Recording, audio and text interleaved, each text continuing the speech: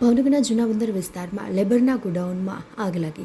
નિર્માની railway rank પાસે લાગી લેબરના ગોડાઉનમાં વિકરાળ આગ. ફેમસ ટ્રેડિંગ નામના ગોડાઉનમાં વિકરાળ આગ લાગી. આગ લાગતા દૂર દૂર સુધી ધુવાળાના ગોટે ગોટા જોવા મળ્યા. રાજુભાઈ ડોશીની માલિકીના ગોડાઉનમાં આગ લાગી. આગમાં લાખો રૂપિયાનો માલ બળીને ખાખ થવાની સંભાવના. ઘટનાની જાણ ફાયર ફાઇટરને થતાં ફાયર ફાઇટરનો કાફલો ઘટના સ્થળ પર પહોંચ્યો.